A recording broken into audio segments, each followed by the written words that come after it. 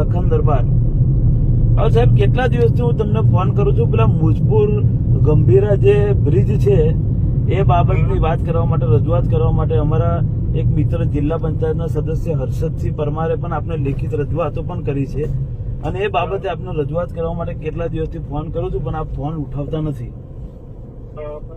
હવે એ બાબતે આખું બ્રિજ એકદમ ખલાસ હાલતમાં છે સાહેબ, આખા બ્રિજની હાલત ખસ્તા છે અને કેટલા બધા દિવસો થઈ ગયા હજુ કોઈ કામગીરી થઈ જ નથી.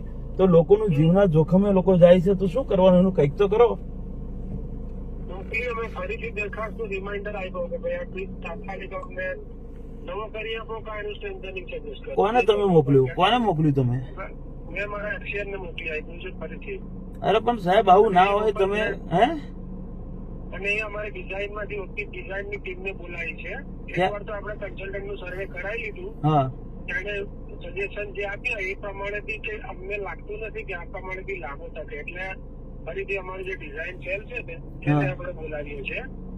તમે તાત્કાલિક આની વિઝિટ કરી અને આ ચાલે કે કેમ એનો અમને સર્વે કરી આપો. ચાલે એવું તો લાગતું નથી સાહેબ, કદાચ મને એવું લાગે છે કે રિપોર્ટ આપણે એવું આપણાથી સ્ટેટમેન્ટ ના લેવા, આપણને લાગે જ છે હે અમને એક કન્સલ્ટન્ટ આપણને તો લાગે જ છે કે હવે નહીં કાઢી શકે સમય, હા પણ એવું પેપર પર જોઈએ એટલે આપણે ડિઝાઇન વાળાને પણ સાહેબ કેટલા બધા દિવસોથી આવ્યું હોય તો કઈક એનો બીજો રસ્તો કાઢો. આટલા બધા દિવસ આપણે રાહ થોડી જોયા કરવાની.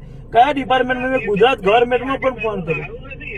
હે બ્રિજ છે એને મારું તાત્કાલિક બંધ થોડી કરાય. અરે બંધ ના કરશો પણ તમે કઈક ને કઈક એ લોકોને એવી રજૂઆત કરો કે આ તો અર્જન્ટ બેસિસ પર કરવું પડે, આમાં થોડી રાહ દેખ્યા કરે. આપણે લખ્યું છે, આપણે અર્જન્ટ બેઝ પર જ કીધું છે. હા હવે પાછા પેલા મંત્રી બદલાઈ ગયા તો પાછી તમારી પ્રોસેસ લાંબી થઈ જશે. મારે અકસ્માત થાય તો બહુ મોટો અકસ્માત થઈ શકે. પણ મોટો સાહેબ હું તમને વિનંતી કરું છું ને, તમે ફોન ઉઠાવતા નથી.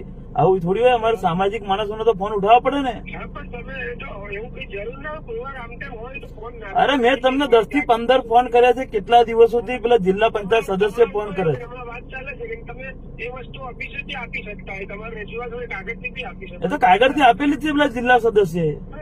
એમાં એનું એક્શન લીધા છે, હવે મોકલ્યું છે. આ તો કેટલા દિવસ થશે, આમ આવતા કેટલા દિવસ થશે કે પછી બધું? ના કહેવાય, એ તો ગાંધીનગરથી તો તમે કયો હોદ્દો, તમારો હોદ્દો કોઈ જવાબદાર હોદ્દો જ નહીં?